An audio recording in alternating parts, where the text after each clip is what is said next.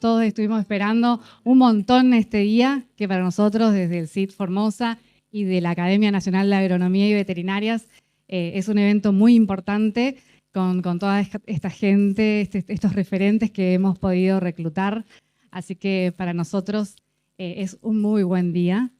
Y en primer lugar, para dar inicio a esta jornada, quisiera agradecer a todos los representantes de la provincia que hoy nos están acompañando, entre ellos el ministro de Cultura y Educación, el ingeniero Julio René Araoz, el ministro de la Producción y Ambiente, el doctor Lucas Rodríguez, el subsecretario de Producción Sustentable, ingeniero Nazareno García Labarte, el director de Producción Sustentable, Flavio Aguirre, el director de Vinculación y Promoción Científica y Tecnológica de la Secretaría de Ciencia y Técnica, el ingeniero Lino Princich, el director regional de Chaco Formosa, de SENASA, Bernardo Medina, el supervisor de SENASA Formosa, el doctor Miguel Aranguis, a los chicos del Ateneo Juvenil que nos están acompañando hoy.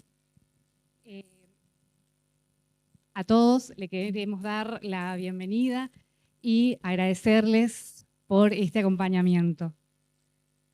Es un honor darles la bienvenida a esta jornada sobre parasitología bovina, un espacio de encuentro y reflexión científica que hoy nos convoca con el objetivo de profundizar en el conocimiento, el diagnóstico, el control y la prevención de los principales parásitos que afectan al ganado bovino, tanto ectoparásitos como endoparásitos. Nos complace contar, como decía antes, con la presencia de destacados disertantes, referentes nacionales e internacionales en el estudio de la parasitología veterinaria, cuyo trabajo constante y compromiso con la salud animal y la producción sustentable representan un verdadero aporte para el desarrollo del sector agropecuario. Agradecemos profundamente su disposición para compartir con nosotros sus experiencias, investigaciones y perspectivas. La parasitosis bovina representa un desafío sanitario, productivo y económico de gran relevancia en nuestro país y en particular en la región. Por ello, jornadas como esta son fundamentales para intercambiar conocimientos, actualizar protocolos, debatir estrategias de control y fortalecer la colaboración entre instituciones, investigadores, profesionales del campo y estudiantes. Jorge, te invito a que dirija unas palabras. Muchas gracias, Laura. Bueno, nosotros desde la Academia Nacional de Agronomía y Veterinaria estamos realmente muy contentos con la organización de este evento, que hemos armado junto con el CIT Formosa, ¿no es cierto?, que hizo el gran esfuerzo. Desde la academia, ustedes saben que uno de los roles críticos de la academia es, la generación de conocimiento, pero fundamentalmente el estímulo a la producción científica, el estímulo a la producción de conocimiento, la difusión de eso. El espíritu federal de la academia, nosotros intentamos por todos los medios que la academia viaje al interior, no que la academia esté en Buenos Aires. Por eso estas reuniones. El objetivo de esta reunión es plantear cuál es la problemática del NEA en el tema parasitológico, tratar de, exponer cuáles son los problemas y discutir posibles soluciones. Hemos logrado reunir un grupo realmente muy interesante, muy distinguido de profesionales. La convocatoria desde un primer momento fue muy importante, estamos muy contentos con la convocatoria que estamos teniendo. Como les decía Laura, tenemos el apoyo de 4 empresas, lamentamos mucho no tener más apoyo, pero bueno, el esfuerzo está valiendo la pena, ustedes lo están viendo, la convocatoria que tenemos un grupo de gente muy importante que nos está siguiendo a distancia en este momento, de todo el país. Así que bueno, el esfuerzo de Laura, el esfuerzo del CIT está teniendo en este momento su premio, me parece. Así que esperemos tener una excelente jornada que la estamos iniciando en este momento. Largás, Laura, vos con presentando. Sí, antes de dar inicio a la jornada y de presentar a los disertantes que van a estar en la primera presentación, el ministro de la Producción y Ambiente quería dirigirnos una palabra de bienvenida.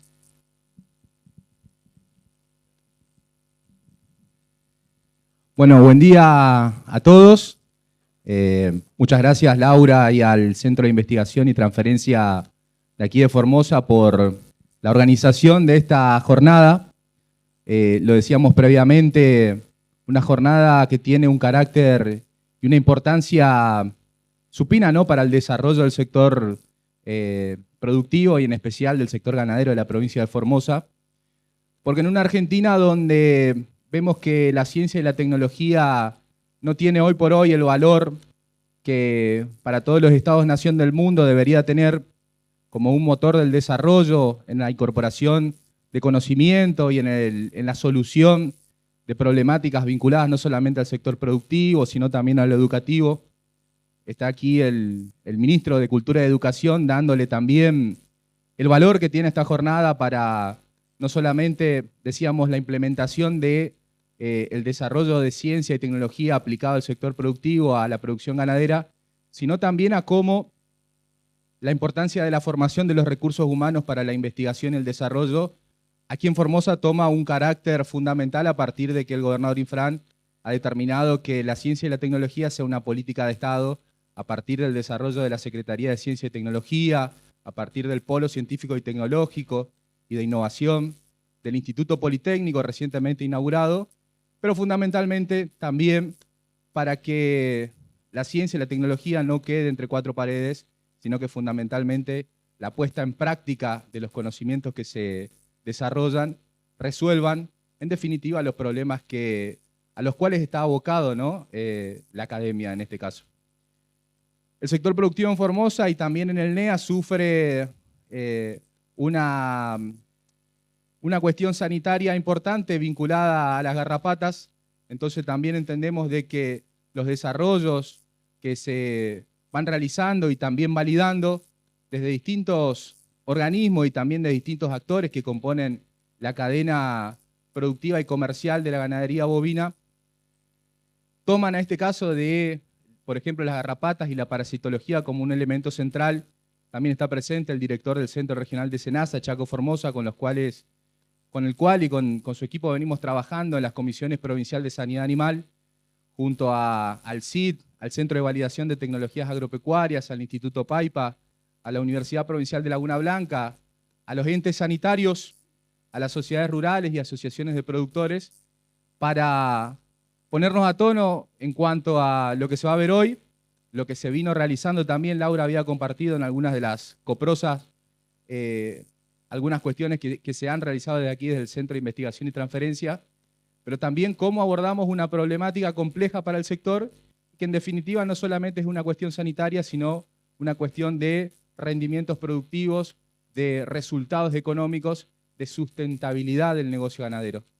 En ese sentido entendemos de que este tipo de jornadas resulta fundamental para la cadena de producción de carne en la provincia de Formosa, también en el nordeste argentino, y por eso el gobernador Infran nos ha instruido tanto al ministro de Educación y en este caso a mí, a que acompañemos para darle también, por supuesto, el valor que tiene la presencia de cada uno de los disertantes de la academia que han puesto su esfuerzo, su tiempo en estar aquí junto a nosotros, aquí en nuestra provincia, y fundamentalmente también para comprender de que un país sin ciencia y tecnología es un país que relega soberanía, es un país que no apuesta al desarrollo y al futuro de su nación a partir de la promoción de la producción y el trabajo, y que en definitiva relega todo horizonte de desarrollo. Así que muchas gracias y que sea una muy buena jornada para todos.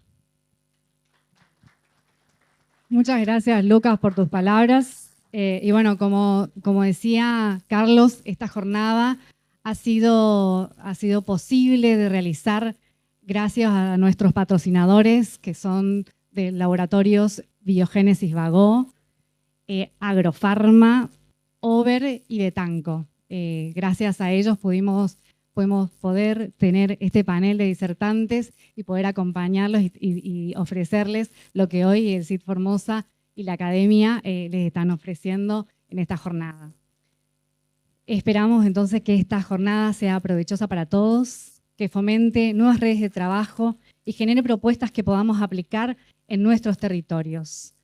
No solo tenemos representantes y médicos veterinarios de la provincia de Formosa, también están del Ministerio de Producción y Ambiente del Chaco, hay gente de la Facultad de Ciencias Veterinarias de Corrientes que nos están acompañando, también dentro de los expositores que nos acompañan están del CEDEVA, los médicos veterinarios del CEDEVA, todos los médicos veterinarios que están en el Ministerio de la Producción, también de la Universidad Provincial de Laguna Blanca, que nos están acompañando, y todo nuestro laboratorio de bioinsumos, que figura el CEPARIO de bioinsumos que está en el CIT, también están acompañándonos hoy.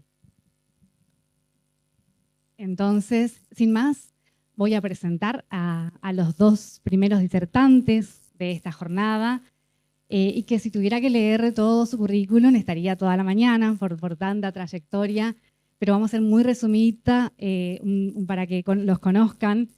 El doctor César Alberto Fiel egresó como médico veterinario de la Facultad de Ciencias Veterinarias de Tandil y desde 1980 empezó su carrera de investigador en INTA Balcarce como becario del CONICET, y a partir de 1989 inicia un sostenido programa de transferencia y tecnología dirigido a médicos veterinarios de la actividad privada, siendo el programa parasitológico integrado y las clínicas parasitológicas los últimos de ellos. Es actualmente profesor titular y jefe del área de parasitología en el Departamento de Sanidad Animal y Medicina Preventiva. Ahí omití un montón de premios que tiene el doctor, que bueno, después los voy a cansar si les cuento todos, pero pueden visitar su currículum. Y también el doctor Pedro Eduardo Estefan, que es médico veterinario de la Universidad Nacional de La Plata, egresado en 1975, también es becario de iniciación, fue becario de iniciación y perfeccionamiento de INTA, estuvo en los proyectos desarrollando sus estudios en la Royal en Copenhague, Dinamarca, y finalizó su doctorado en ciencia animal. Actualmente se desempeña como profesor titular ordinario con dedicación semi-exclusiva en el área de parasitología y enfermedades parasitarias del Departamento de Sanidad Animal y Medicina Preventiva de la Facultad de Ciencias Veterinarias de la Universidad de Centro de la provincia de Buenos Aires, Tandil. Así que vamos a dar inicio a la primera disertación, que es Biología y Epidemiología de Parásitos Internos en Bovino. Muy bien, te acordaste todo el mundo. Lo leí desde acá, leo, porque soy joven y ágil. ¿Te damos a Pedro? ¿Nos pone la presentación, por favor? Bueno, un gusto. Buenos días. Feliz día atrasado para los veterinarios y agrónomos, que ayer no festejamos demasiado, pero fue el día del veterinario. Yo no me acuerdo si era la creación de la Facultad Veterinaria de La Plata o de Buenos Aires, Universal. Santa Catarina de La Plata, lo que después fue la Universidad Nacional de La Plata. Bueno, como dice un vasco amigo, es de buena gente ser agradecido. Así que queríamos agradecer con Pedro. Bueno, primero vamos a aclarar que ya no somos más profesores. Nos jubilamos hace un tiempo. El currículum que te enviamos es viejo, por lo visto. Hace 5 años o 6 años que nos jubilamos y trabajamos 42 años entre el INTA y la Facultad Veterinaria. Por eso que tenemos algunas cosas hechas, pues somos viejos simplemente. Nada, entonces agradecer a la Academia y al CIT, en el nombre de Laura y de Jorge, a Jorge que nos puso este tema bien largo, el título, que dice algo así como Biología y Epidemiología de los Parásitos Internos Bovinos, Nematodes, Trematodes y Cestodes. Te faltó poner coccidio nomás. Estábamos completos. le metió con lo que venía. Y bueno, como siempre nosotros hacemos lo que queremos también. Así que nos vamos a referir exclusivamente a nematodes, asumiendo que los que están allá en la punta, no sale el láser. Los que están en la punta, aquellos chiquititos, bien, Pedro, son los cestodes, las moniesias, que son importantes en la oveja, pero no son patógenos, o se consideran muy poco patógenos en la vaca, pero impresiona, la gente de campo los ve, y siempre al veterinario nos apura con qué le doy, y es difícil que no lo traten cuando a la vista es importante o los asusta mucho. El de al lado es la fasciola hepática, que se distribuye en determinadas zonas, bajo determinadas condiciones de suelo, de pH, de agua, ustedes lo saben bien a eso. Un ciclo que es bastante lábil. El huevo, si no cae en el agua, no prospera. El miracidio que no hace el huevo, tiene 24 horas para encontrar el huésped intermediario. Digamos, un ciclo bastante difícil de darse, que es de determinadas zonas y de determinados potreros dentro de esas mismas zonas. O sea, donde hay cauces de agua lentos y se encuentra el caracol anfibio, que es el limnea, y algún otro que José describió por acá hace un tiempo, ¿no, José? Bien, después decime cuál es. Columbano. Columbica. Genial. O sea, hay otro huésped intermediario, como en Australia también hay algunos diferentes al limnea, que es Viator, o Viator, que es el que tenemos nosotros. Así que nos vamos a referir a nematodes básicamente. Y lo que siempre buscamos los técnicos, es apoyarnos en la información. Tengo una mala noticia, que hice toda la búsqueda de información y de Formosa no tengo información de epidemiología, justamente porque no hay trabajos, pero sí tenemos información de otras provincias, de Corrientes o del norte de Santa Fe, como para poder apoyar lo que podría estar ocurriendo en Formosa, y tenemos también información de Salta, sobre todo en lo que se refiere a los valles de la zona semiárida chaqueña, que abarca a la provincia de Formosa también, y donde algunos trabajos podrían traspolarse. O sea que en definitiva lo que podemos hacer, o que buscamos hacer, es lo que hacemos siempre los veterinarios, que es tomar información, procesarla, que es lo que harán ustedes después en la actividad privada, procesarla y tomar la decisión en función de esa información, que es la recomendación profesional. Vamos a ir un poquito sobre eso también ahora. Hay cómo fluye, dice por acá, la información sanitaria ahí arriba, y hay tres patas en esto, que son por un lado el veterinario, por el otro lado el productor.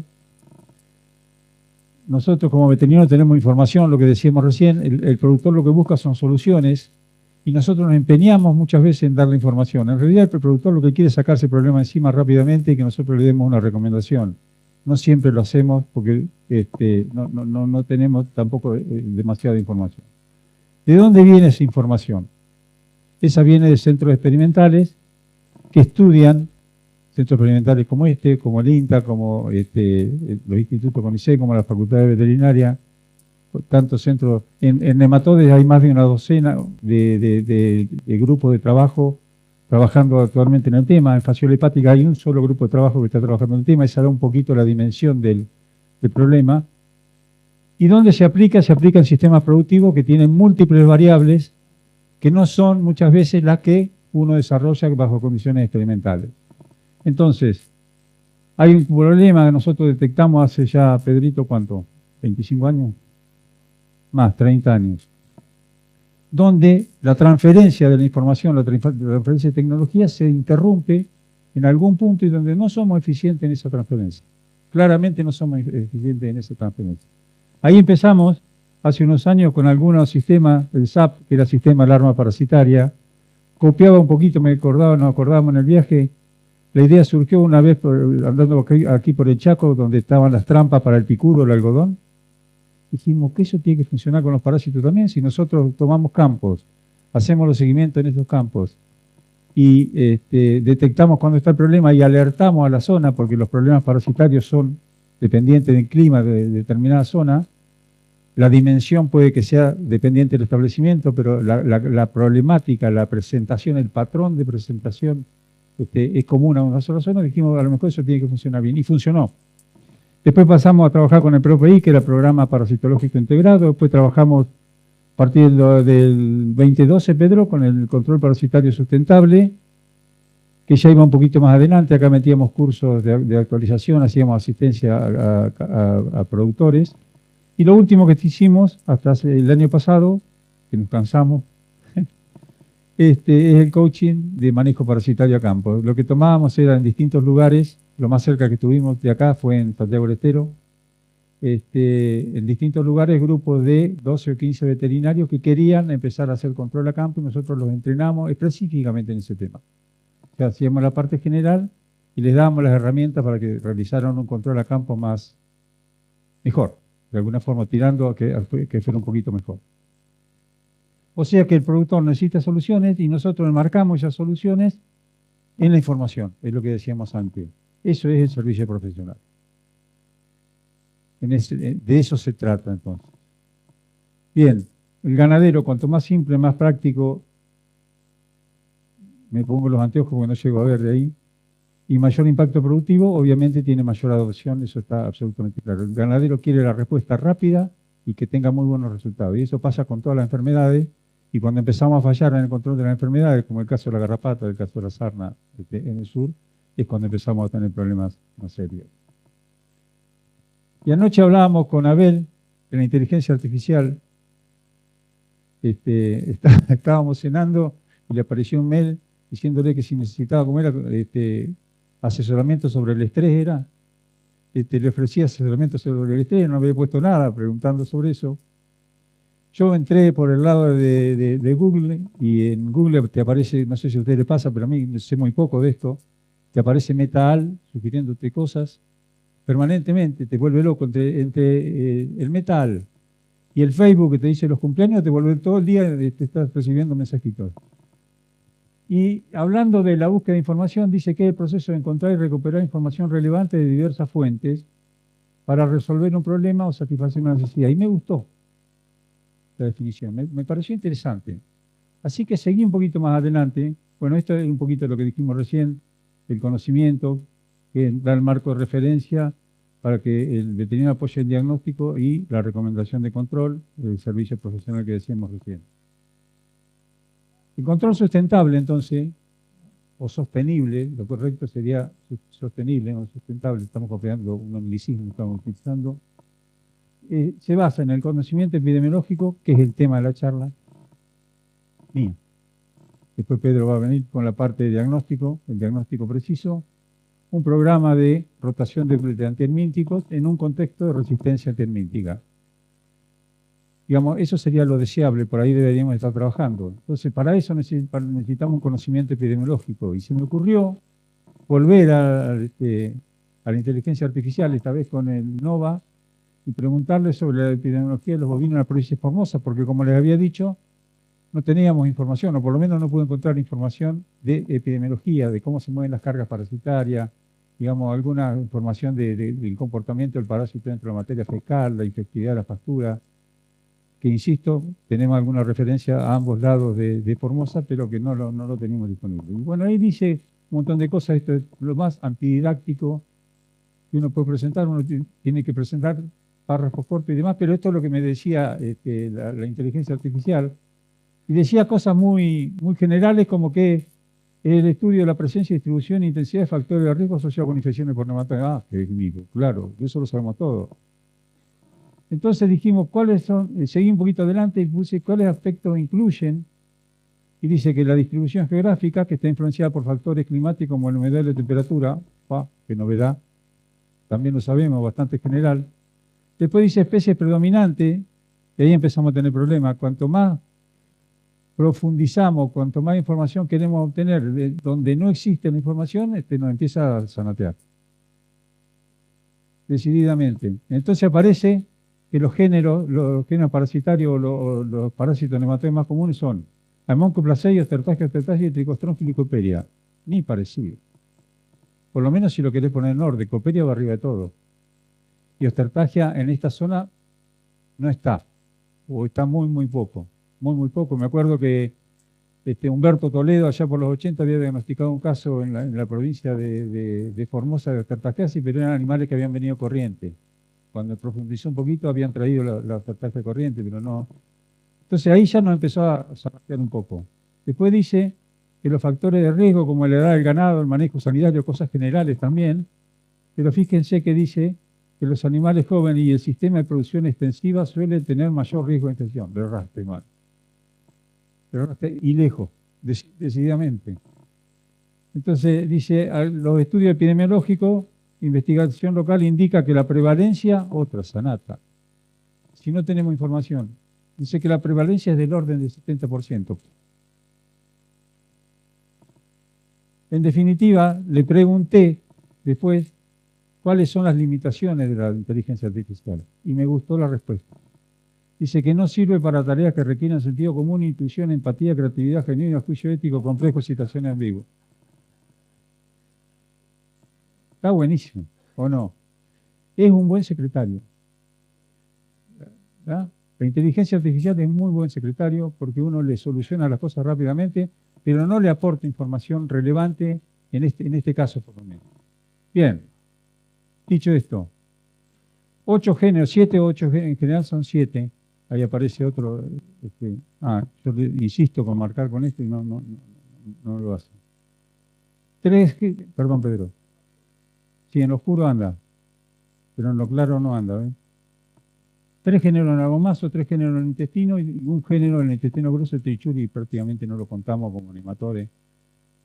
¿De qué varía la incidencia de la enfermedad? Digamos, ¿de qué? Que se presente en mayor o menor intensidad la parasitosis, depende de la región, depende del tipo de producción asociado a la categoría animal.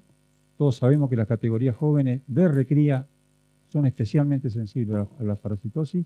La época del año, todos sabemos que tiene una relación importante con el periodo que viene después del destete, en los primeros meses post-destete, donde tenemos, a pesar de que en esta zona es periodo de seca, se construye sobre el final del otoño una infectividad a la pastura, una carga de parásitos en la pastura tal que nos asegura que los animales se infecten y permanezcan eliminando huevos durante el periodo seco, que después nos van a hacer la macana en la primavera siguiente.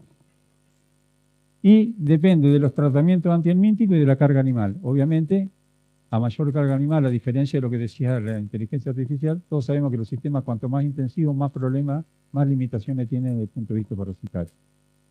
En términos generales, también sabemos que hay una diferencia entre el NEA y la pampa húmeda, donde, como decíamos recién, este parásito que es bien importante para nosotros en el sur, las tertáceas, porque se localizan en Cuajo y porque, bueno, Pedro va a hablar un poquito de eso seguramente.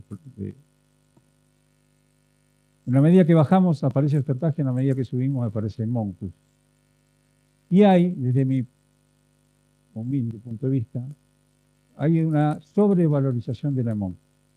Vamos a ir un poquito a eso ahora.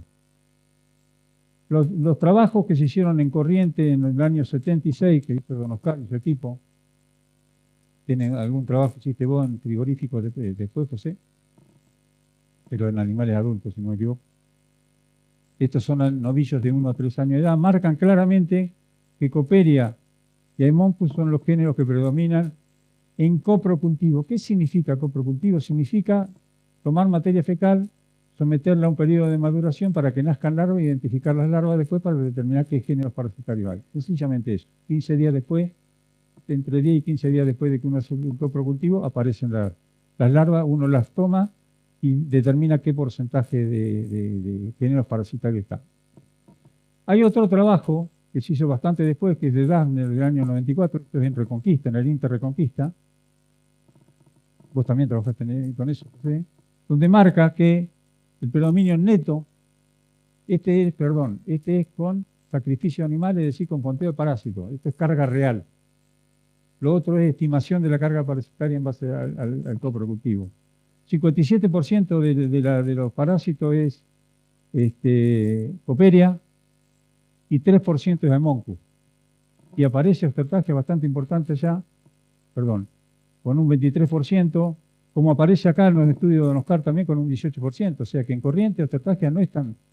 Piensen que la cantidad de huevos que pone por día una hembra de Ostertagia es muy distinta a la cantidad de huevos que pone un Haemoncus.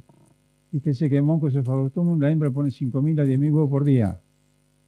Habría que sacar cuántos huevos por segundo, pero es un montonazo. Y Ostertagia pone 200. O sea que cuando uno hace los géneros que ponen menos cantidad de huevos, quedan relativizados en función de los que ponen más huevos. entiende. Lo más acertado, lo más cerca de la realidad, o la realidad en realidad la están marcando estos trabajos donde se hacen sacrificios de animales, como el que está sobre el lado derecho. Hay un libro recientemente dedicado. Hola. ¿Está bien? Un libro recientemente editado el año pasado que hicieron Víctor Suárez y Leandro Olmos de parásitos de bovinos, caprino ovino en el noroeste argentino. Ahí está la página donde lo pueden conseguir gratis desde APA, y que es muy buen libro de referencia, como para, digamos, sobre todo la región del Chaco semiárido. Podríamos traspolar bastante de esta información a esa región porque está tomada también información de esa zona. En esos trabajos, este es un trabajo de Víctor, la cría, fíjense que el 46% de los parásitos son Coperia pectinata, dice acá, y el otro 20 y pico %, es decir, casi el 70% de los parásitos que encuentra en la cría, en el sector cría y recría, en realidad, 70% es Coperia. Las dos Coperias más patógenas, ¿no es cierto? Nosotros tenemos un fósforo en el sur que es menos patógena. En el tambo la cosa cambia y empieza a aparecer Ostertagia como importante, el verde que está allá. Obviamente pues son animales adultos porque la inmunidad está actuando, porque a Coperia la inmunidad la ataca relativamente temprano y empieza a predominar otro género como es que normalmente no está. Y en los fildos pasa más o menos lo mismo con... Ah, creí que era yo que me había quedado. Ahí está, gracias. Vos me tenés más tranquilo. Y en el fildo entonces aparecen otra vez Coperia como los más importantes. Sin embargo, cuando uno mira lo que decíamos hoy, esto es postura de huevos en una recría, los géneros nematoides más importantes son los mismos que veníamos hablando nosotros, pero fíjense que en la época seca, esto es la llanura chaqueña semiárida, a pesar de que no tenemos una buena disponibilidad de larvas en el pasto por la seca, recuerda, ahora vamos a volver sobre eso, pero la salida, la traslación de larvas de la bosta hacia el pasto depende absolutamente de la lluvia. A pesar de eso tenemos una postura de huevo bien importante con un pico del mes de julio que asegura la carga parasitaria en la pastura para la primavera siguiente y así se perpetúe la carga parasitaria a través del tiempo. ¿Está bien? Gracias, Capo. Estos son 53, un trabajo de Víctor también del Chaco, 53 casos de mortandad. Fíjense en el Chaco, tomamos solamente el Chaco semiárido. Fíjense que en julio del 2017, sobre 40.000 parásitos, 30.000, casi 30.000 era de Moncu. O sea que el Moncu es bien importante. A la salida de otoño, las cargas parasitarias, entrando al invierno, recuerden que la época más propicia de Moncu, otra vez. Me quedé sin pila. Bien. La carga parasitaria entonces corresponde mayoritariamente a Moncu y sin embargo en el mes de noviembre prácticamente el 70% de las cargas son Coperia, puntata y pectinata. Sí. ¿Okay? O sea que seguimos sosteniendo que los parásitos más importantes son Coperia por lejos, después lo acompaña Moncu y algún otro género como Esophagostomum, por ejemplo, que es menos importante. Ahí se tiene que... Bien. Y recién ahora vamos a hablar del ciclo, un poquito. Recuerden que el ciclo es dual, es directo pero es dual, tiene una fase sobre el animal y otra fase en el medio ambiente. Que la fase parasitaria del animal, decimos que dura 3 semanas, por lo menos lo que tomamos en los exámenes, pero en realidad puede durar 14 días como mínimo y 6 a 8 semanas como máximo en el caso de los Esophagostomum. ¿Está bien? ¿Te digo? Bien. Que el 5% de la población está sobre el animal, el 5% de la población está sobre el animal, y el 95% de la población está en la fase de vida libre, que le llamamos, donde vamos a ir ahora. Es curioso que todos utilicemos esta información. Todos los parasitólogos decimos que el 95% de la población está fuera del animal. Esto viene de un trabajo de Lien, creo yo, lo anduve buscando y encontré una puntita de eso, del año 81, un australiano que publicó en una revista de extensión orientada a productores que el 95% de la carga parasitaria estaba fuera del animal. Y todos lo usamos a partir de esa fecha y nadie, bueno, es muy difícil corroborarlo. Por supuesto, un trabajo muy complejo para hacerlo, pero nos viene bien. Creo que está arrimado, si no el 95 del 85, pero por ahí pasa la cosa. Ese 95% de la población conforma el refugio, que ha adquirido importancia tremenda a partir de los problemas de la resistencia. Bien, vamos a ir rápido con esto. Fui otra vez al chat GPT ahora, que me definiera bioecología. Dice que bioecología es una rama que estudia la interacción de los organismos vivos y su entorno, tanto biótico con otros seres como abióticos con factores como la temperatura y el agua. También me gustó. O sea, es una definición general que la acierta porque tiene información sobre eso. ¿Quiénes juegan en los estadios de vida libre? Juegan 3 factores, o 4. La temperatura por 2. Ahora vamos a ver. La oxigenación, la humedad y dentro de la humedad la lluvia. Ya lo venimos anticipando un poquito antes de esto. Si uno mira lo que pasa dentro de la bosta, los huevos que caen con la materia fecal dan origen a una larva 1, una larva 2 que se alimentan. Después esa larva 2 se recubre una nueva membrana y se forma la larva 3, que es la que se hace resistente al medio ambiente. Las anteriores, si son expuestas a temperatura o al sol, mueren muy rápidamente, pero la larva 3 vive por meses. La temperatura es la que regula la velocidad de maduración en tanto esté asegurada la oxigenación. ¿Qué significa esto?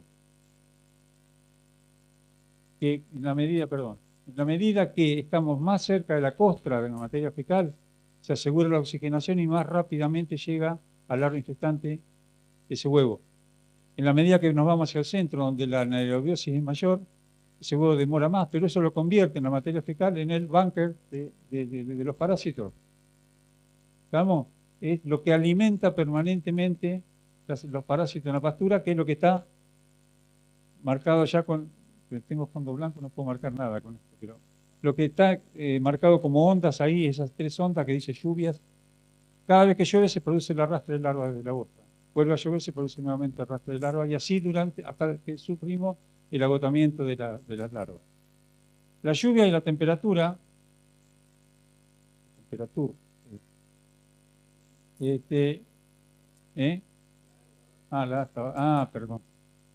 Bueno, la lluvia y la temperatura son las que determinan la traslación por un lado y la temperatura de la sobrevivencia. Sobre todo la acción del sol, pero mucho más de la temperatura hace que esa larvita que se había recubierto, la larva 3 que se había recubierto una membrana y que la hacía resistente a la condición ambiental, por otro lado, que condicione la sobrevida a la energía que tiene guardada para sobrevivir justamente en las células intestinales.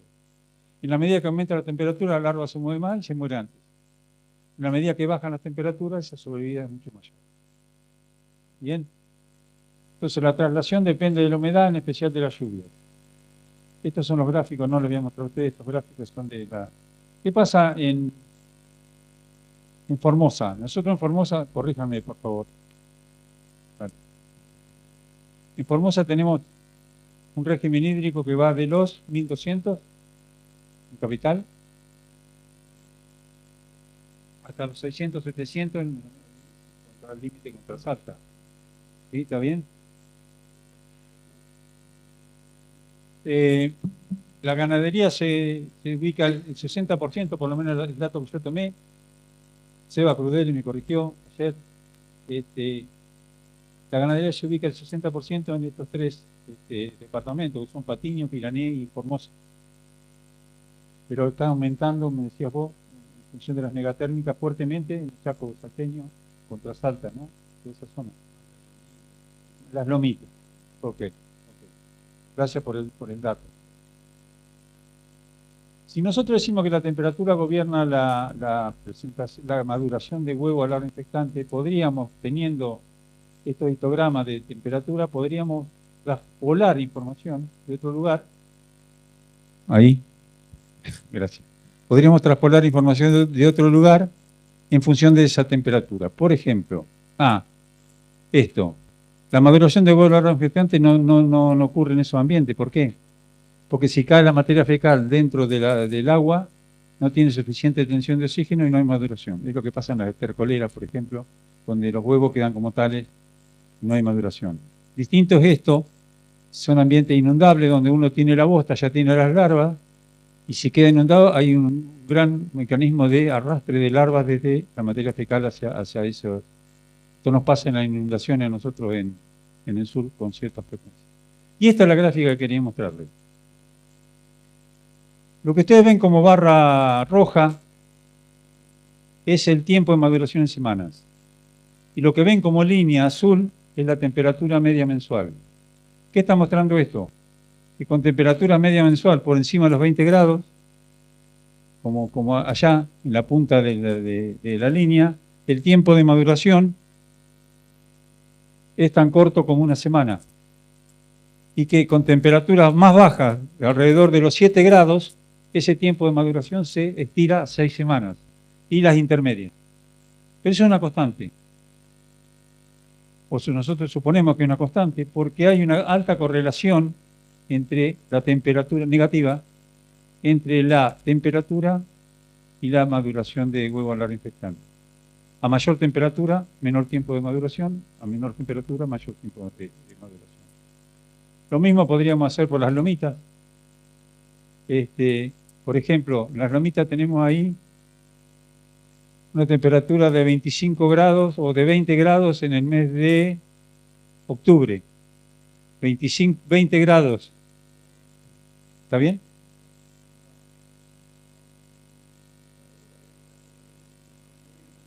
Acá, esta gráfica, ¿no? ¿Está bien? ¿Más? ¿Cuánto? 40 de media, de temperatura media mensual. En octubre 30. Bueno, vamos a venirnos más acá. Vamos a tomar de 20 grados. 20 grados, ¿qué mes tiene 20 grados? Junio, julio. Hoy tenemos 20 grados. Con 20 grados, nosotros podríamos tener una maduración de alrededor de una semana. Significa que con 40 grados, 30, 40, es mucho más rápido todavía, es menor de una semana. O sea que esa maduración ocurre muy rápidamente en función de la temperatura. ¿Está bien? Eso es así. Estos son todos los trabajos que hay en el país hechos sobre evolución de huevo larva infectante en la bosta, la cual en el primero estoy yo porque era becario de Pedro. Decías hoy, Laura, becario con ISET, no sabe lo que me hizo trabajar, haciendo zanja y poniendo bosta, y te cuento. Un día le tiré todo arriba del escritorio y dije, yo no trabajo más. Precario, descartable. Pero, para nada, Pedrito. Pero fíjense que no hay demasiada diferencia y estamos hablando de trabajo hecho. De abajo de todo en Salta, los dos de Estefan en la provincia de Buenos Aires y el de Suárez en la provincia de La Pampa. Y los tiempos son más o menos los mismos. Es absolutamente dependiente de la temperatura, eso es lo que quiero. La maduración de huevo larva infectante es absolutamente dependiente de la temperatura, lo cual nos saca un problema en sí. Bien. Algunas conclusiones de... Siempre que me aparece eso amarillo todo el tiempo. Si lo aprieto ahí me pregunto si estoy estresado. Algunas conclusiones de la tesis de Leandro Olmos, de Salta, que es el último trabajo que se hizo. Dicen que el desarrollo de huevos se alarga a bajas temperaturas, claro, y se acorta a altas temperaturas. Que las larvas que provienen de huevos depositados en la época de sequía, lo que estamos en pleno invierno, los huevos depositados en la época de sequía, estamos entrando ahora a temporada de lluvia, ¿no? Sobreviven hasta la lluvia y forman el pie de infección. ¿Qué es el pie de infección? El pie de infección es lo que encuentran los animales cuando entran al potrero. Nosotros lo usamos mucho para el tema de los destetes. Los destetes que entran abril-mayo, o antes, abril-mayo, encuentran una cantidad de larvas en el suelo que vienen del ciclo de producción anterior, que es lo que se produjo en la época de lluvias, y que le dan el pie de infección para que la enfermedad arranque de nuevo y nos complique nuevamente. Por su parte, las de los huevos depositados en época de lluvia estarían relacionadas a la presentación clínica de la enfermedad en esas mismas estaciones, es decir, que las lombrices que se generan en la primavera producen el cuadro clínico en la primavera y difícilmente lleguen a el año siguiente. De hecho, no tengo el dato, no lo escribí, pero él habla de una sobrevivencia máxima de 7 a 8 meses para esta zona, en tanto que nosotros hablamos de una sobrevivencia de 12 a 14 meses más al sur por una cuestión climática y de menor temperatura, básicamente. Ahí está, la variación estacional. Entonces, esto surge del libro que les recomendaba antes, disponibilidad de larva en los potreros y la carga parasitaria en la recría. Lo que está en verde es la disponibilidad de lombrices en pasto. Lo que está en la línea punteada es la cantidad, la carga de parásitos en los animales. O sea que ese pico que hay en la época de seca responde a lo que los animales ingirieron durante el otoño anterior, cuando tuvimos la época de lluvia y la disponibilidad de larvas. La dinámica del refugio entonces está manejada por la temperatura, las lluvias facilitan la traslación, las larvas se mantienen con la humedad y el verano se presenta como que produce más mortandad de larvas. ¿Por qué? Porque aumenta la temperatura, que es lo que habíamos dicho hoy, y las larvas agotan sus reservorios.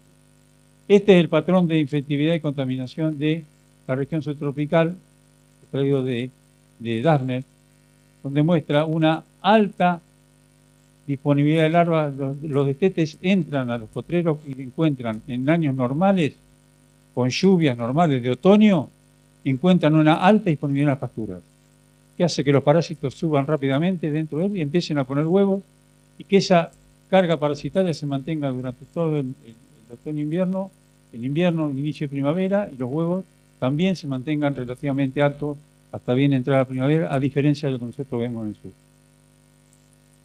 ¿Qué ven adentro del animal con ese mismo cuadro que veíamos antes? Un aumento muy rápido de la carga parasitaria, donde Coperia es básicamente el parásito que predomina.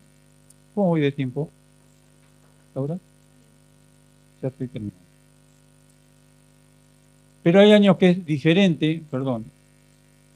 Fíjense que en este año 207 milímetros llovieron en abril solamente. Entonces se produce una gran liberación de larvas que hace que los animales levanten rápidamente carga parasitaria. Cuando el otoño viene seco, como este otro año, el año siguiente, la distribución de la carga parasitaria tiende a aumentar cuando empiezan las lluvias. Cuando empieza a haber larvas en la pastura, empiezan a aumentar la carga parasitaria. O sea que hay un patrón de contaminación que depende, una vez más, de las lluvias.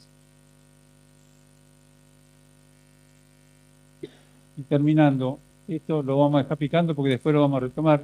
Lo que nosotros aprendimos es que ingresan los destetes y los ponteos de huevos de los 3 primeros meses, lo que ponen los animales como huevos, eliminan en los 3 primeros meses, constituyen el 60% de lo que va a haber después. O sea que los 3 primeros meses son clave para reciclar la enfermedad. Cerrando, no abunda información, especialmente en lo referido al relacionamiento parásito, lo último que estuvimos hablando.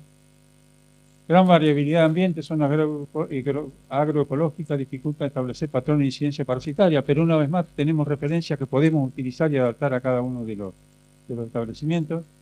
La escasa información disponible permite trazar cierto grado de marco de referencia, lo que acabo de decir. Sería necesario repetir estudios para establecer mejor la dinámica.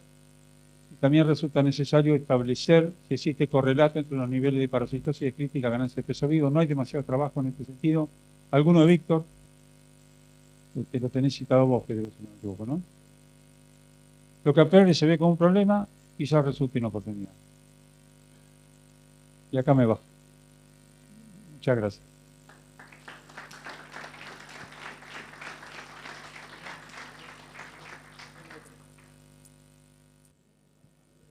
Bueno, entonces ahora continuamos con Pedro y con ese es el tema este que está tan interesante que a nosotros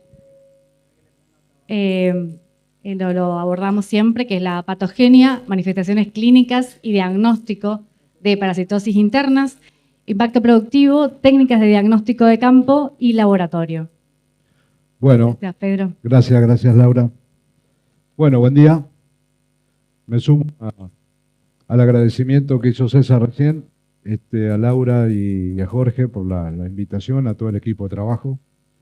Organizar esto no es sencillo, no es solo lo económico, sino hay que ponerle muchas horas y esfuerzo, así que felicitaciones por la iniciativa y sobre todo por el criterio de trasladar, digamos, todo este capítulo al interior que mucho hace falta. Así que la verdad es espectacular.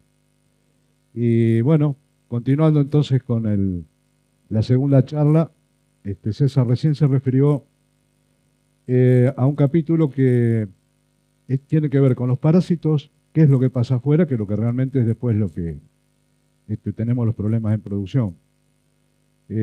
Un amigo nuestro, colega, que no está con nosotros más, ya siempre decía, el problema de los parásitos es que el campo está enfermo. En realidad el animal lo que sufre es la enfermedad que tiene el campo. Y es un enfoque, digamos, de acuerdo a lo que hemos visto, muy evidente, muy claro. Yo recordaba mientras hablaba César recién, ¿a quién se le ocurrió? ¿Por qué se ocurrió estudiar todo esto de cuánto tardan los huevos a larva, cuánto tardan en salir, cuánto sobreviven? Y bueno, las primeras charlas que dábamos allá por los 70, somos muy viejos, ¿no? Sí. Entonces estábamos muy temblorosos dando algunas charlas así con los ganaderos y alguien nos pregunta, dice, ¿cuánto dura un parásito en el pasto? Dice, después que hago el tratamiento, ¿cuánto tengo que dejar a la pastura o al animal afuera para que no se vuelva a enfermar? ¿No? Guitarra, porque no teníamos nada de información. Y a partir de ahí entonces empezamos a entender que lo que veíamos como veterinarios clínicamente tenía una relación absolutamente estricta con el medio ambiente, las pasturas, los parásitos, y ahí es donde fue que arrancamos con todos los estudios esos de bioecología que fueron los iniciales allá por los 80 y después se perfeccionaron con otros que complementaron la información. Así que ese capítulo es muy interesante y muy importante, digamos, para entender cómo después vemos la expresión de la enfermedad en los animales que estamos criando, engordando. Así que un poco ahora la idea es irnos adentro del animal, ver qué es lo que pasa con toda esta población de lombrices, todo este espectro de parásitos que tenemos en el aparato digestivo del animal y qué impactos tiene. Cuando hablamos de impactos, es una muy buena herramienta después para hacer la transferencia. O sea, cuando uno habla con el productor, cuando trata de explicarle cuántos son los kilos que se pierden, cuál es el problema en las hembras, cuál es el problema después en frigorífico con la calidad de la carne. O sea, son elementos que los puede palpar, ¿no? Porque como las lombrices no se ven adentro del animal, lo único que vemos es la expresión, ¿no es cierto?, clínica que están produciendo. Así que esa era un poco la idea, conversar con ustedes un poquito este tema.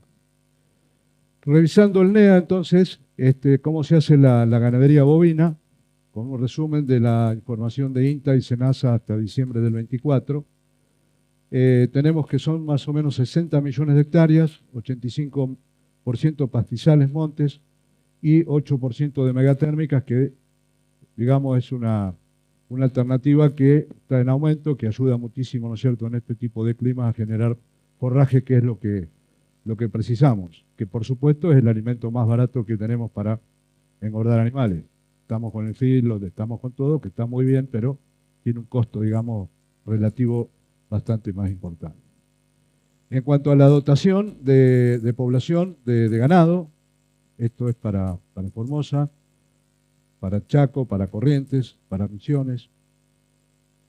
Hay un total de cabezas de casi 9 millones de cabezas, que es un 17% de la ganadería nacional. Estamos hablando de una relatividad muy importante. O sea, tiene una producción ganadera con la variación entre provincias, obviamente por los ambientes que estamos hablando y por el desarrollo que ha tenido, muy importante para el país. Cuando discriminamos por categorías, estamos alrededor de 4 millones de vacas. Terneros y terneras, la información de SENASA no está muy bien, digamos, cortada, sino que la hemos adaptado un poco para, sobre todo cuando hablábamos, esa recién comentaba que la parasitosis es una enfermedad sobre todo de animales jóvenes, de animales que arrancan el destete en adelante, que son los más susceptibles a enfermarse. Entonces ponemos énfasis en estas dos categorías, terneros, terneras, recrías de machos y hembras, Y después tenemos otras que complementan, como vaquillonas grandes, toros, toritos, bueyes, que aparecen en el tabulado que hace el SENASA sobre la población de vacuno. Nosotros vamos a poner énfasis en estas dos categorías del medio. Indudablemente que esta dotación de ganadería que tiene todo el NEA, con los pastizales como base natural de la alimentación, están expuestos a una serie de problemas sanitarios muy importantes, y en este sentido los parásitos juegan, digamos, un rol gravísimo, serio. Tanto los internos que, como normalmente no se ven, como decíamos, obviamente la garrapata aparece como, digamos, la parasitosis más relevante, que sin duda la es, y esta asociación de parásitos internos más externos con la garrapata asociada no desequilibra el sistema de producción. Entonces, produce pérdidas que hace que muchas veces la rentabilidad del productor sea muy afectada, no dan los números, cuesta invertir en sanidad, cuesta invertir en antiparasitario, en vacunas, etcétera, etcétera. Y ahí es donde nosotros profesionalmente, un poco como lo relataba César recién, tenemos que de alguna manera actuar.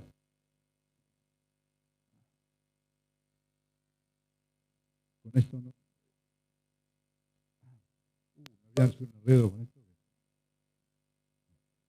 ¿Qué?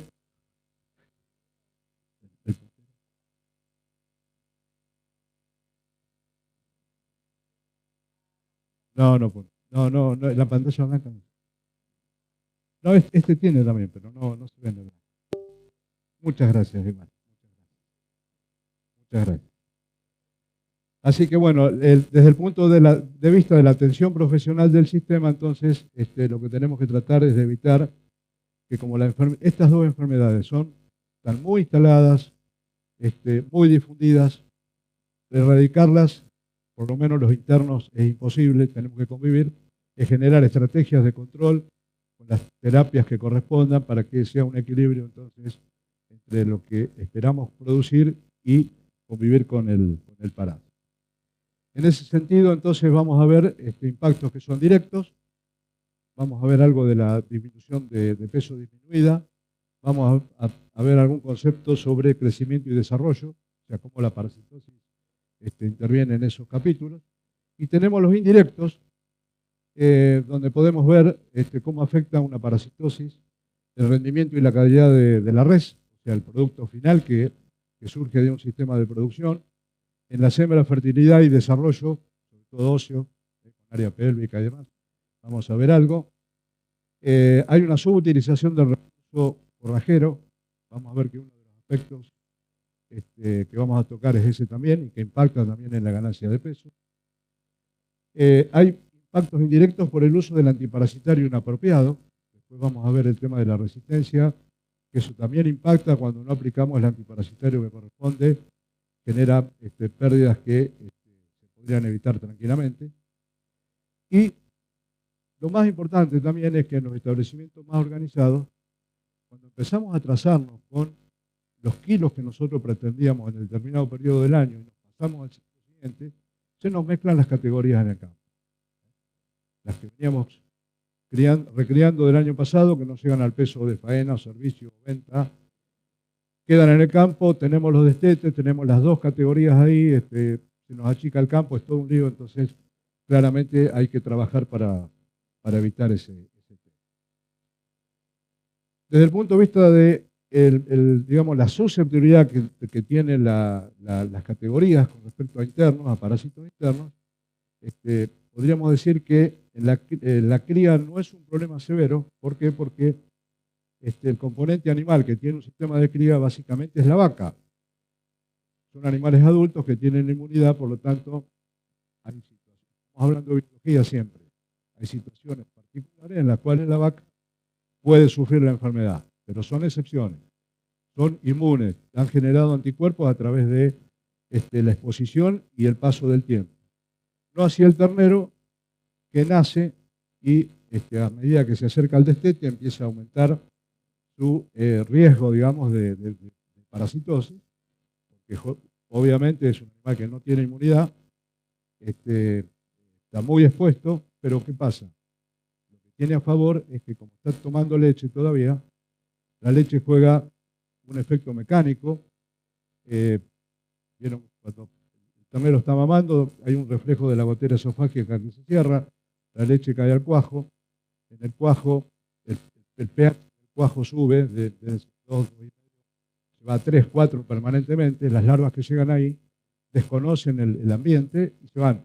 Entonces, es como si fuera una barrera prácticamente física, fisiológica, que hace que resiste al parásito. A medida que el ternero va tomando dependencia de la vaca, que cada vez se hace más rumiante, ese efecto se va perdiendo. Entonces, si atrasamos mucho el destete, podemos tener pérdidas de peso en ese último periodo de cría antes del destete. Y claramente la recría entonces es cuando tenemos el semáforo en rojo y es donde tenemos que poner todo el énfasis. ¿Por qué pasa esto? Hagamos un repaso muy corto. Tiene que ver con las ondas de crecimiento que tiene el bovino. El bovino tiene una primera onda de crecimiento, que es cuando el ternero está al pie de la madre, que es la onda axial, que se ve allá con la línea naranja, que va desde el centro de la cabeza a la cola y hacia adelante hacia el morro, lo que le conforma genéticamente el largo que va a tener el animal cuando sea adulto. Esos son los primeros meses de vida hasta el destete. Después arranca, una vez que lo destetamos, arranca la segunda onda de crecimiento, que va prácticamente hasta los 18 o 20 meses, en dotaciones ganaderas donde hay más Bos indicus, se extiende un poco más porque son menos precoces en crecimiento y el desarrollo es un poco más lento y precisa más tiempo. Pero son dos ondas de crecimiento que van de la mitad de las cañas, del metacarpo y metatarso, hacia abajo, que le da el ancho de la pezuña, y hacia arriba la conformación del tren anterior, toda la paleta, y el posterior que da el cuarto y ojo de bife, que son lo que le da la conformación al animal al que genéticamente, digamos, va a estar conformado. Y esta onda es la que nosotros vamos a poner en, es la más importante. Y después del año y medio, 20 meses, la última onda, que es la descendente, que va de la cruz al pecho, que es la que le da la profundidad al animal, que es cuando vemos el novillo o la vaca, digamos, final terminada, pero es, digamos, la última. No me lo vas a tirar por la cabeza. Entonces, estas son las ondas de crecimiento, son sincronizadas y progresivas, no se repiten en otra etapa de la vida, o sea, una vez que pasó la edad cronológica no se puede volver atrás, y se resiente por causas nutricionales o sanitarias, donde las proteínas son el eje de todo este proceso. Ahora lo vamos a ver con un poquito más de detalle. Pero vamos a poner énfasis en esta que es la recría. Entonces, con respecto al espectro de parásitos que tiene el bovino, que ya César avanzó bastante con esto, la localización que tienen los distintos géneros es muy importante. ¿Por qué? Porque, por ejemplo, las lombrices que tenemos en el cuajo, son las de la izquierda ya, Ostertagia, Moncos, Trichotronchilus, son las más patogénicas. ¿Por qué? Porque claramente el cuajo, dentro de lo que es el aparato digestivo en general, proventrículo, cuajo, intestino, es el más especializado. Es donde se produce la reducción de las macromoléculas proteicas que vienen del rumen, que llegan al cuajo, que se tienen que reducir a péptidos para que después el intestino delgado lo pueda absorber. Y para que se produzca todo este proceso, tiene que haber acidez, tiene que estar la pepsina en marcha, tiene que estar todo eso. Por lo tanto, cualquier afección que tenga el cuajo con parásitos modifica funcionalmente todo este mecanismo, digamos, de digestión, y las proteínas pasan de largo, generando, ahora después vamos a ver algún tipo de complicación. En el intestino delgado, la coperia y el intestino, y en el intestino grueso o esofagostomo nitrichuro. Desde el punto de vista patogénico, podríamos decir entonces que las del cuajo son las más importantes, le seguirían en orden las del intestino delgado y por último las del intestino grueso, que es un espacio prácticamente para absorción de agua. O sea, el intestino grueso, aparte de vehiculizar, digamos, la materia fecal que va al exterior, es absorción de agua. No tiene importancia en el proceso digestivo sobre lo que el animal está comiendo. En condiciones de altos niveles de infectividad, lo que comentaba César hoy, en la época, digamos, más infección de la pastura, podemos ver casos clínicos de enfermedad parasitaria, animales muy desmejorados, con diarrea, muy flacos, delgados, es clásico, ¿no es cierto? El animal entecado con parásito se reconoce fácilmente, el pelo muy desmejorado, arratonado. Puede haber otras enfermedades que se asocian a ese cuadro. Cuando ocurre esto, cuando ya tenemos estos cuadros clínicos, seguramente el animal ha pasado por la etapa subclínica, que ahora la vamos a ver, y ya hay pérdidas de peso de 40 a 60 kilos por animal acumuladas en todo ese periodo de infección parasitaria. Puede haber enfermedades concomitantes y pueden morir animales. De hecho, nosotros ahora estamos haciendo un trabajo en ectoparásitos y se nos murieron 2. Ahora nos avisaron ayer, 2 terneras que estaban ahí, el tratamiento no habían dado bien, mata. O sea, claramente entra en una descompensación en el animal, metabólica, intercambio de calor, no come, termina muriendo. Una neumonía, termina muriendo con otra enfermedad. Así que esto es lo extremo. Por suerte, esto hoy en los campos clínicamente prácticamente no se practica. Vamos a ser claros, porque también hay mucha práctica de desparasitación. Cuando se hace una necropsia de un animal de ese tipo, se va a ver una gastroenteritis, que es la clásica que se ve, con las hemorragias, los pliegues del cuajo con coágulos, producto de la intensa hemorragia y congestión que ha tenido ese órgano. Puede haber un moco verde, un tapizado con una reacción también. Puede haber edemas también, quedan los pliegues como bolsitas de agua. Esto se produce porque justamente la lombriz, cuando entra en la glándula, pasa de una larva 3, que es muy chiquitita, crece 3, 4, 5 veces hasta que sale adentro de la glándula. ¿Qué hace eso? Es como un gordo que se agranda y presiona sobre la estructura celular que tiene esa glándula, que obviamente son todas funcionales. Como decíamos anteriormente, ahí tenemos las células parietales que producen el ácido clorhídrico, las imógenas, el pepsinógeno. Las primeras que se destruyen son las que producen el ácido clorhídrico, por lo tanto el pepsinógeno no pasa a pepsina. Y si no hay pepsina, ¿qué pasa con las proteínas, como decíamos anteriormente? Por otro lado, las uniones entre las células se abren al estirarse, y ahí, ¿qué pasa? Se pierde albúmina que está circulando, pasa por esas estructuras dañadas, y se pierde albúmina que se suma a la proteína que no se ha digerido. Pero lo fundamental es que hay una modificación del pH del contenido muy fuerte. Ese pH que se altera, digamos, que sube, como decíamos recién, producto que falta ácido clorhídrico. Cuando falta ácido clorhídrico, el organismo fisiológicamente, ¿cómo actúa? Hay una hormona que es la gastrina, que está en el fondo de la glándula, la célula G, empieza a producir gastrina para decirle a la parietal que genere ácido. Esto no va. Como la parietal está destruida, no logra producirse ácido. Por lo tanto, tenemos una hipergastrinemia todo el tiempo. Entonces, al estar el pH elevado, no se produce pepsina, la proteína está disminuida en su digestibilidad y hay una acumulación de proteína no digerida en el intestino. ¿Qué pasa? Se genera una presión oncótica muy alta dentro del intestino que atrae líquido. Y esa es la diarrea, esa es la materia fecal líquida que se ve en los animales. Por otro lado, tenemos la gastrina dando vuelta ahí muy alta. ¿Qué produce la hipergastrinemia? 2 cosas importantes. Regula el peristaltismo del intestino. Cuando hay hipergastrinemia, el animal tiene heces líquidas con el peristaltismo aumentado, por lo tanto vemos la diarrea tremenda que presentan los animales.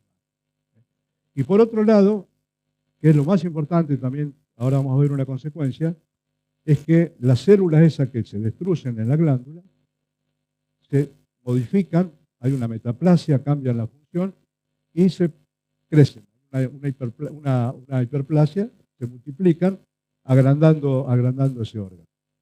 Por lo tanto, también eso ahora lo vamos a ver en consecuencia. ¿Qué pasa entonces con heces líquidas y el incremento del pH? Lo que vemos en el campo, materia fecal líquida y maloliente. Es la proteína esa que se pudre porque como hay bacterias, también hay olor. A veces cuando vamos al campo, salimos a caminar los potreros y nos miran, nosotros agarramos la bota así y olemos. Mira, ¿qué están haciendo?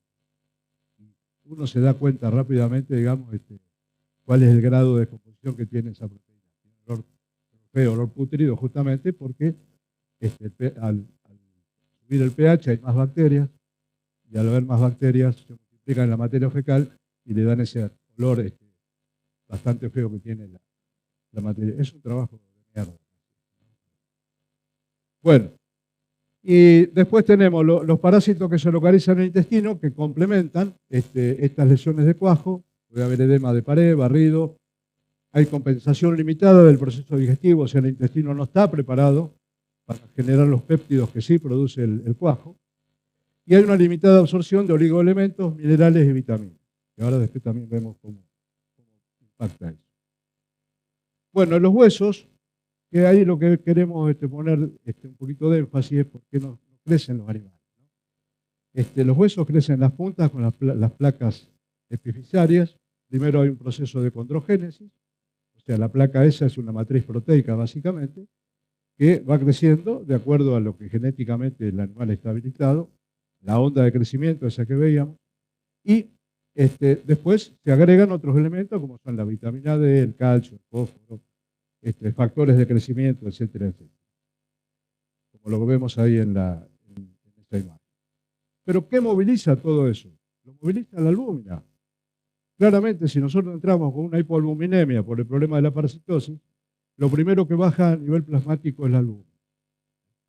Y la albúmina en el vacuno es un 40% aproximadamente de lo que es la proteína plasmática total. El resto es alfa, beta y gamma globulinas que tienen otras funciones dentro de lo que es la fisiología del animal. ¿Qué ocurre entonces? Al tener hipoalbuminemia, todos esos factores están limitados, no llegan a donde tienen que llegar y por lo tanto el hueso empieza a tener problemas. No pasa de la condrogénesis, prácticamente no crece y una vez que se osificó, listo, quedó como quedó porque ya la onda de crecimiento la cumplió y se liquidó el problema. Cuando decíamos que había una subutilización de pasturas, cuando el animal está parasitado, ustedes ven acá hay una pastura con un alambre eléctrico al medio, a la izquierda con el aro amarillo, ven prácticamente que no hay pasto, o sea que está muy comido, y acá hay un residual de forraje bastante importante. ¿Qué pasó acá? Acá hubo animales bien controlados de parásitos y acá animales parasitados. Uno de los primeros signos que tiene el animal es la pérdida del apetito. En la recría ya está estudiado, hay varios estudios, no solo en pastos, sino también con condiciones de feedlot.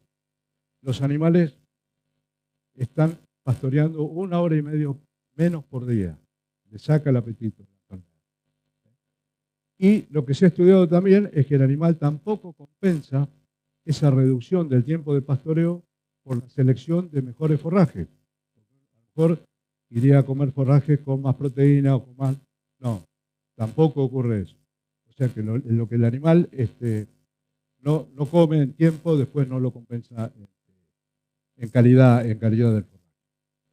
Y se estima que de la pérdida de peso que tiene el animal parasitado en todo el ciclo que hace, digamos, de parasitosis, es alrededor de un 20 o un 30% impacta la reducción de la peso. Por eso cuando nosotros tratamos un animal, ahora vamos a ver un ejemplo, que no ha llegado a la cronicidad, que está en la fase activa de la parasitosis, perdió apetito, pero si lo tratamos, tenemos gran posibilidad que se recupere ese animal. Enseguida se recupera, se llena, vemos cómo mejora el estado y demás, justamente por este tema. Bueno, la manifestación subclínica que entendemos es la más común. Esto es una evolución de animales en la cría, por ejemplo, durante el verano, que dependiendo del año, acá los estudios en toda la región, revisando algunos investigadores y colegas que tienen información al respecto, pueden encontrar pérdidas hasta 10-15 kilos, pero siempre estirando mucho la etapa de cría, digamos, a medida que se meten mucho en lo que debería ser la recría. Otoño e invierno es cuando tenemos las mayores pérdidas, que pueden acumular 30, 40 kilos. Cuando hablamos de subclínica, es que no aparece esa diarrea, ese animal tan pecado como para decir, bueno, hay parasitosis, sino que el pelo puede estar un poco arratonado, un poco cayucho los animales, pero no se asocia con una pérdida tan importante como la que estamos viendo.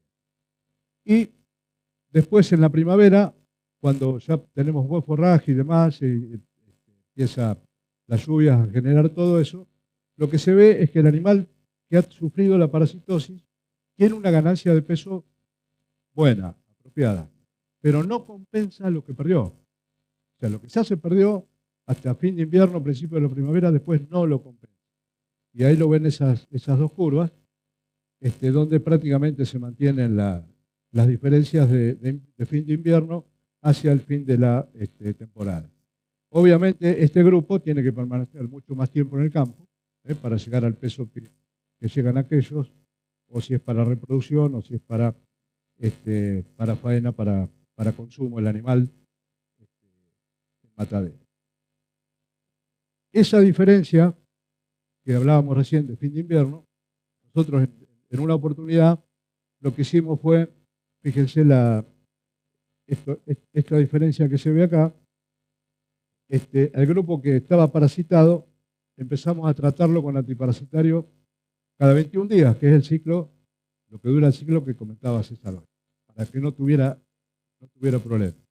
Fíjense lo que ocurrió, hubo un 10% o 11% de mejora luego del tratamiento, porque el animal recuperó el apetito y se llenó, pero después la ganancia no se compensa. O sea, lo que el animal pierde en un periodo de parasitosis, después no se compensa. Lo paga con tiempo, obviamente. Tiene que estar más tiempo en el campo para lograr ese peso. Entonces, con estos datos que tenemos y nosotros intentamos hacer una traspolación de lo que es la región, lo que son los terneros, terneras, recrías de machos y hembras, tenemos una población de un poquito más de 4 millones de bovinos. Una pérdida promedio entre los dos, entre cría y recría, de 12 kilos, que es muy modesta, muy moderada, porque normalmente tenemos que hablar casi del doble de eso. Pero pongámosle esa cifra, se estima una pérdida de alrededor casi 50.000 toneladas de carne. Esto significaría para la región casi 115 millones de dólares que se pierden prácticamente innecesariamente cuando no se hacen bien los programas, o los programas por lo menos tendrían que tender a minimizar esto, no perder tanto, porque justamente es una cantidad, y esto es muy modesto, ¿eh? Seguramente este es el piso y de ahí para arriba seguramente tiene que ser mucho más importante. Crecimiento y desarrollo, como hablábamos recién. Esto es un novillo con algo de voz. En Santa Fe, el norte de Santa Fe, donde ustedes lo ven que tiene una conformación, parece que estuviera apretado el animal. Los cuartos están bastante faltones, las paletas también. Ha tenido seguramente una onda axial aceptable, apropiada, pero fíjense lo que ha pasado en la etapa de recría, en las apendiculares, claramente está falto de desarrollo. Y la descendente ha llegado hasta donde ha tenido de acuerdo a esa conformación. ¿Qué ha pasado? Es que este animal ha tenido una recría en la cual ha estado impactado por parásitos, ninguna duda. ¿Qué ha pasado con esa parasitosis en ese animal? Los dos cuajos que tienen ustedes ahí abajo, el de la izquierda es de la misma edad de ese animal, normal, sin parásitos. El de la derecha es uno parasitado. Esto significa que el aparato digestivo, con su reacción a la infección parasitaria, crece. La gastronemia permanente que tiene el animal es la causante de este problema. Si el aparato digestivo del animal es más grande, ¿qué va a ocurrir cuando uno faena ese animal del mismo peso? Va a rendir menos, ¿cierto? Entonces, se ha estudiado ya, hay mermas que llegan al 3 al 5%, producto de este problema de desarrollo del aparato digestivo. Si modelizamos esto y hacemos un ejemplo, un novillo de 480 kilos que lo mandamos a faena, uno que ha estado bien controlado versus uno mal controlado, 52% de rendimiento contra 56%, le apuntamos al medio un 4%, uno va a producir alrededor de 250 kilos de carne y hueso, y el otro alrededor de 270 kilos de carne y hueso. Esto en términos económicos es letal, porque tenemos casi 20 kilos de carne y hueso. El precio del kilo de carne y hueso es casi 3 veces el peso del kilo vivo, de campo. O sea que esto nosotros lo tendríamos que multiplicar por 2 o por 3 para tener real dimensión de lo que económicamente está significando esos 20 kilos de carne y hueso. Por eso, esa es otra consecuencia, digamos, que tiene el problema de la parasitosis de otoño-invierno cuando uno no la trata bien. Cuando nos metemos adentro de la res, tenemos reses de animales que han estado bien o mal controlados, en este caso, son casos reales estos son casos de estudios que hemos hecho hace unos cuantos años.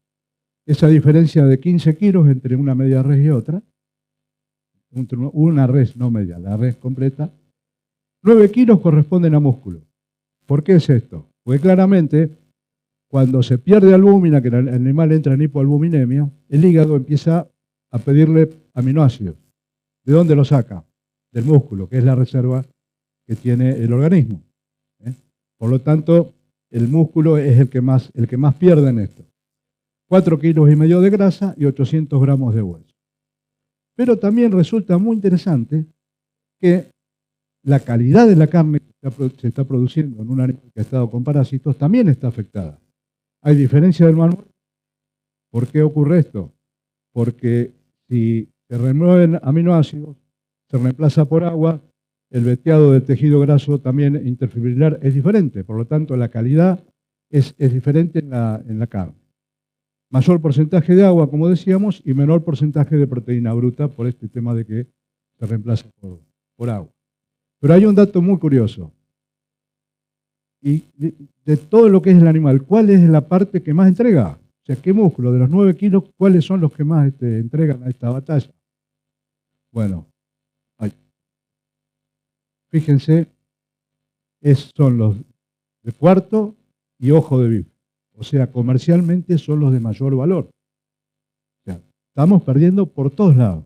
Es como un balde agujereado. Le ponemos agua, esto es tremenda, digamos, las ramificaciones, las consecuencias que va teniendo la enfermedad, y obviamente por eso hay que poner mucho énfasis en tratar de controlar. Bueno, en las hembras están muy vinculado al tema de desarrollo óseo y a lo que es la fertilidad. Les mostramos, esto es un caso real de unos campos de cría en el sur de Uruguay, en Rocha, por ejemplo, para concepto. Estas son vaquillonas de segunda aparición con ternero al pie. Fíjense que el ternero prácticamente tiene el mismo desarrollo que la vaca, que la madre, digamos, ¿no? Esta claramente habían sido recriadas en 2019 y con la onda pendicular muy, muy afectada. O sea, tuvieron un proceso muy complicado. Lo que ven ahora es el mismo campo, pero vaquillonas de primera aparición, no de segunda, de primera aparición, con una buena protección durante la recría del año anterior, del año 20, donde ustedes ven claramente la conformación distinta. O sea, se paga en desarrollo y también se ve claramente en lo que es el área pélvica, que es justamente un elemento necesario, un factor necesario en las hembras para la aparición, para no haber problemas de distocias y problemas de atascamiento, cesárea, etcétera. Donde ustedes ven las áreas pélvicas en la imagen superior con un control deficiente. Hay una gran distribución de áreas donde, digamos, supuestamente, tomándolo como normal, un área pélvica de 180, 190 centímetros cuadrados, quedan 50 y 50% de un lado y del otro. En cambio, las que han estado bien controladas, tenemos el 86% con un muy buen nivel de desarrollo y una poca proporción nos ha quedado ahí un 15, un 20% del otro lado. Entonces, esto justamente está vinculado al desarrollo óseo de esa. Y en la fertilidad, como decíamos también, en vaquillonas, estas son hembras de 18 o 20 meses, donde ven los úteros arriba de vaquillonas que han estado bien controladas, abajo mal controladas, excepto esa, lástima que la matamos, ¿está?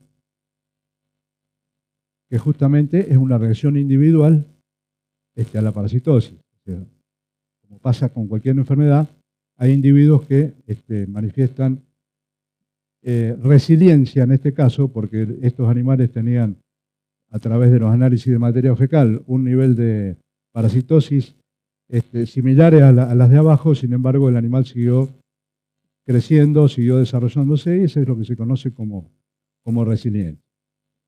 En cuanto vamos a la parte de la funcionalidad, vemos los ovarios. Los ovarios que están arriba están con cuerpo lúteo o folículo, o sea, están en actividad. En cambio, los ovarios de abajo, excepto uno, que justamente era de esa vaquillona, con un cuerpo lúteo, los demás son ovarios afuncionales, atrésicos, que indican que no tenían ningún avance desde el punto de vista de la fertilidad. Bueno, sobre esta parte entonces, algún resumen. Las ondas de crecimiento son temporales y repetibles y se resienten. Los parásitos en esto intervienen y mucho. Por eso hay que poner mucho énfasis en el control.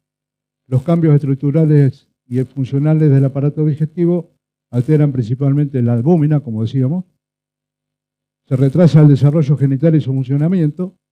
Cuando uno quiere correr el servicio, digamos, más anticipado y no esperar mucho tiempo, este tema es central. Los cruzamientos con Bos indicus, que son, digamos, las haciendas, los ganados que más abundan en todas estas regiones, retrasan normalmente la precocidad, o sea, fisiológicamente se atrasan comparado con lo británico, por lo tanto precisan más tiempo, un peso mayor, para llegar a los mismos indicadores de fertilidad, prácticamente el 80% más peso que las británicas o sus cruzas. Eso hace que el periodo de desarrollo, crecimiento y susceptibilidad también sea mayor. Por eso hay que poner más trabajo y más énfasis en este tema. Y lo que concluye atrás es que, bueno, la exposición limita seriamente el desarrollo de las hembras destinadas a la reposición del rodeo. Y ha pasado muchas veces en campos que nos han dicho, nosotros teníamos un frame así, ahora está así, ¿no? ¿Y cuál era la respuesta? El toro siempre, llevan un toro más grande. Y no era el toro, claramente es un problema funcional, que si nosotros venimos reponiendo el rodeo cada 10, 15, 20% por año, y vamos agregando animales más chicos, claro, a los 4 o 5 años encontramos un rodeo más chico. Y es funcional, no es un problema genético, claramente vinculado a un mal control de parásitos. Bueno,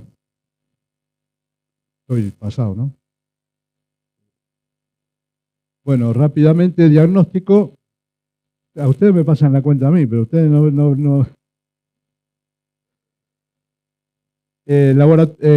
Digamos, lo que tenemos de diagnóstico, tenemos que juntar lo que es el laboratorio, los antecedentes del campo.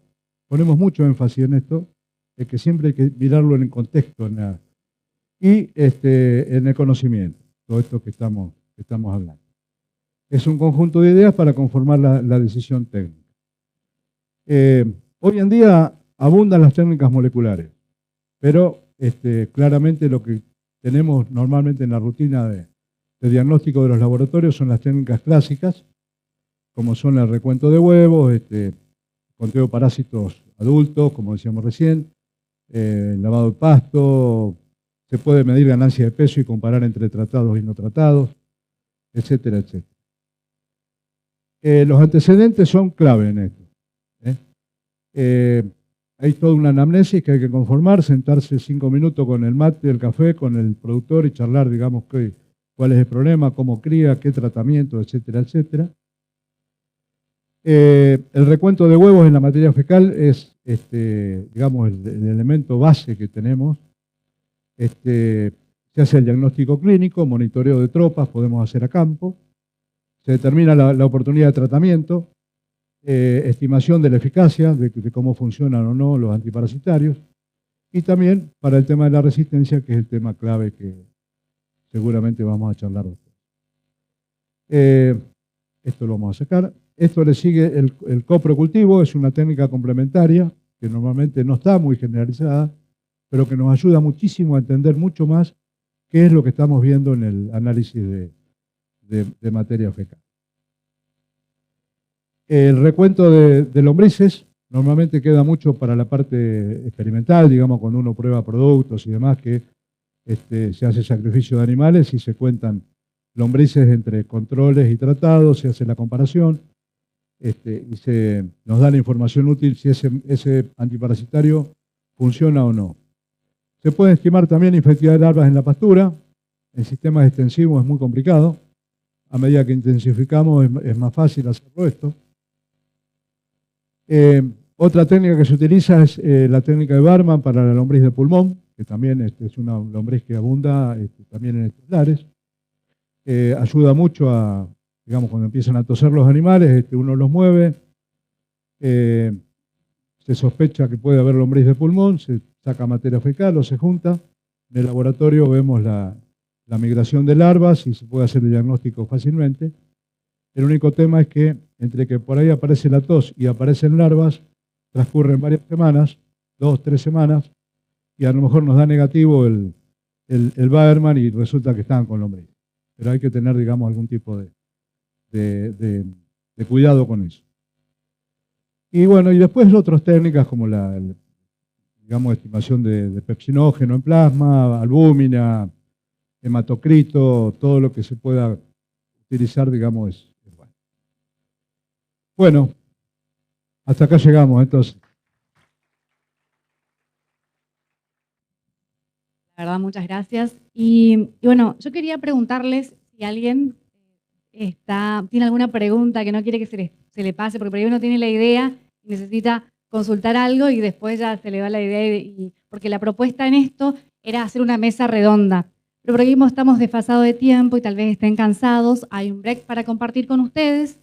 Y el tema de parásitos internos continúa, porque ahora vemos resistencia a los antihelmínticos y luego el trabajo de los chicos de INTA con todo lo que es establecimientos de Chaco, Santa Fe y Formosa para compartir. Entonces seguimos con la línea, pero quería saber si alguien tiene alguna consulta, algo que le quiera consultar a César y a Pedro, para que no se les vaya la idea nomás y podamos seguir con la línea de lo que estamos participando. ¿Entendieron todo? Todo. Estuvieron muy atentos. Bueno, seguramente. La pregunta es la patogenicidad de Coperia comparada con la de Moncus.